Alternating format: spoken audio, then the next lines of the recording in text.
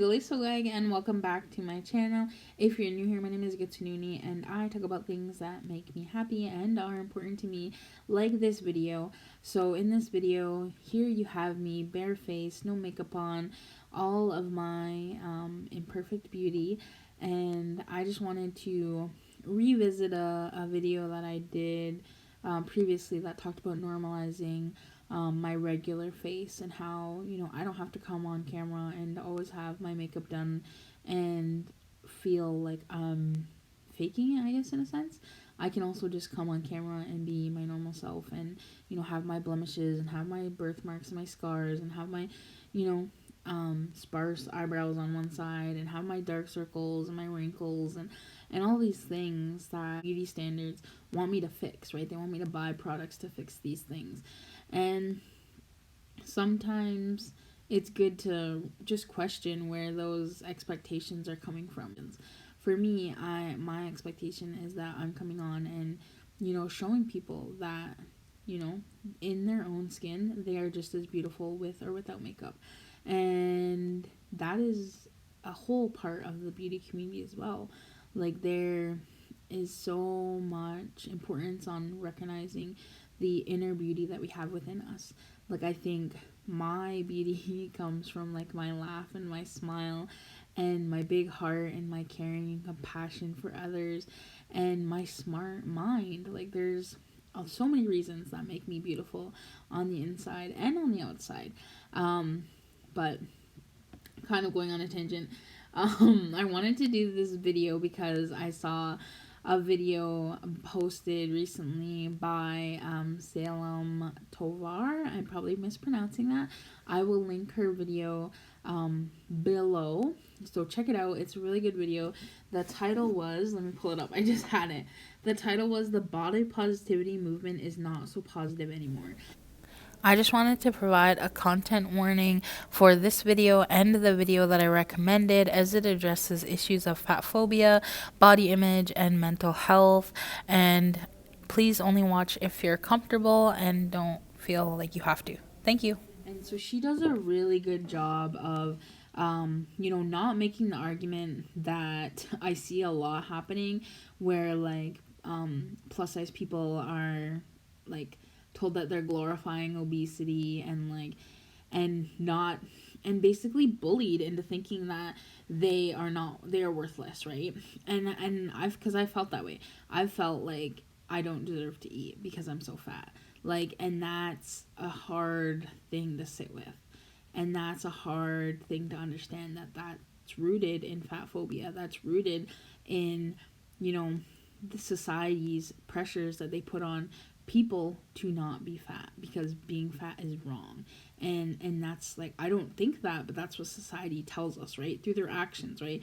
No one's gonna come to your face and say that. Like, I mean, maybe I haven't met anyone that's done that, and if I did, I'd probably be more upset about that. But it's the subtle nuances, right? Like, this world isn't created for fat people, right? This world is created for skinny white people. And we know this through, the way airplanes are designed, right? Like, if you're a larger person, like, you can't fit on an airplane, and it makes traveling uncomfortable. I think that's why a lot of people that are on the bigger side, like, avoid traveling, or they'll drive where they're more comfortable and not have to be in an airplane. Another thing that shows me that the world is not made for fat people, and I struggled with this in high school. The desks that are attached to the chairs, they are really limiting in terms of who can fit in those desks, and it can be really struggling and really uncomfortable if that's your only option, right? There's just a number of reasons, like roller coasters, right? Like, they have right on there, like, extremely large people may not fit on our ride. And their roller coasters are getting better now that they're having the seats out front so you can test it before you wait in line. But the number of times that, I've waited in line, hours in line with my friends to go get on this ride, and then I can't get on because I'm too large, and it's just heartbreaking and devastating and dehumanizing. Like, all you want to do is fit in with your friends and fit in with your family, and you can't because of your size. And that's where it's like, it gets really sad, because it's like, it's not, like, I don't want to say it's not anyone's fault, because, like, eating food that's not that good for you is a conscious choice, like, but at the same time, like, you're not accounting for things like childhood trauma and things like abandonment. Like, my dad left when I was like, I never had my dad in my life, right? So I always felt like I was missing something, and I would overcompensate with food because food was something that could fill me up, and that felt good. That filled that void of not having a father with like comfort food. And like, I understand that looking back now, but at the time, like, you don't know any better. You're trying to feel good, and you don't feel good because, you watch all kinds of TV that has, two-parent household. You watch all kinds of, you have friends that talk about all the things that they're doing with their parents and their family and their dad, and you don't have that, and so you feel like something's wrong with you. And so the only way that you know how to cope as a child who has limited access to coping mechanisms, like, you eat, you self-soothe. And so food doesn't just become food for nourishment. Food becomes comfort. Food becomes emotional. Food becomes safety. And that can turn really toxic. And that's why I think a lot of, people who, have childhood trauma or have childhood abandonment issues, like, they can tend to be on the larger side.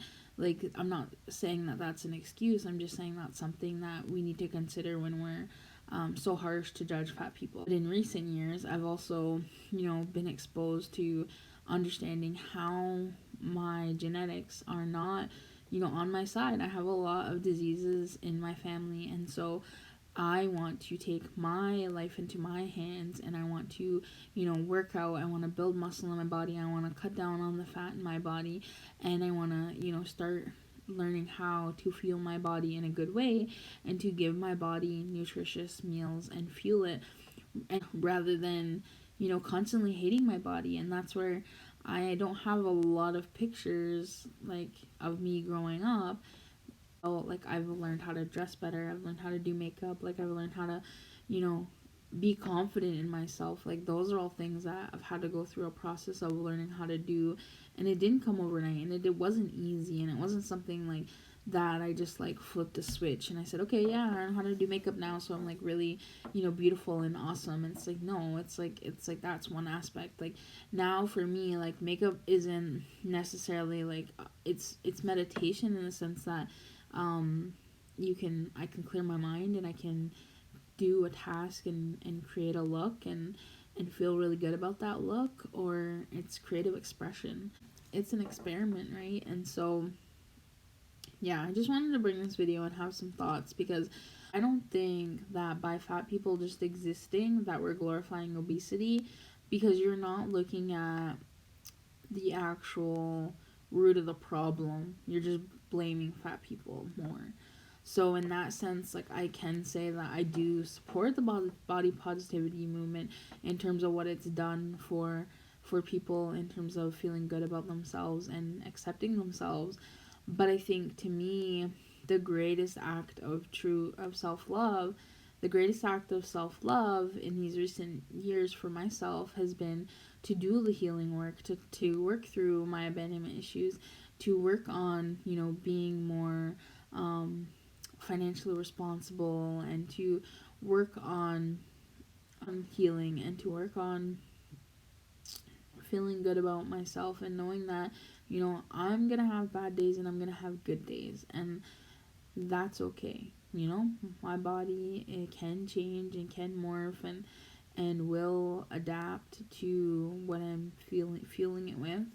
But that doesn't make it bad, or doesn't make it good, right? The idea of body neutrality, I think, fits to me as well, but I also think we still can find our value, like some of our value within our body, and how it allows us to do our work in the world.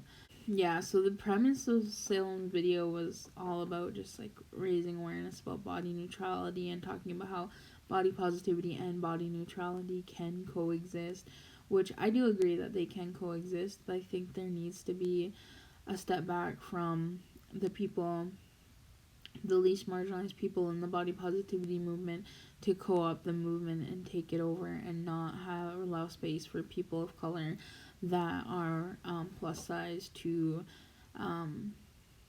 have the same attention, right? Like, and the body types are also not really diversified. It's always like these hourglass figures, which isn't realistic. Like, I need to see more people in media that have bodies like mine, and I think that will help the representation and the normalization of bodies like mine, and knowing that, you know, they're perfectly fine the way they are, but we can all always be doing better and always trying to, you know, fuel our bodies in better ways, or take care of our bodies, you know, work our bodies out, build our muscles, reduce our fat. Like, you know, I think there's room in all areas for growth, and I think for me right now it's going to be um, you know, this wellness aspect, and going back to the gym and feeling good, feeling strong. And when five people go to the gym, I feel like they're judged and seen as like, what are you doing here? You don't belong. But then at the same time, like, everyone's got to start somewhere. So it's like you have to like build up your comfortability. So yeah, I don't know if I was as articulate as I wanted to be, but I think I got some of my points across, and I hope you learned something from this video. You learned about my perspective, and I hope you feel comfortable in your own skin, and you are able to show your body some love and care. And we will see you in the next one.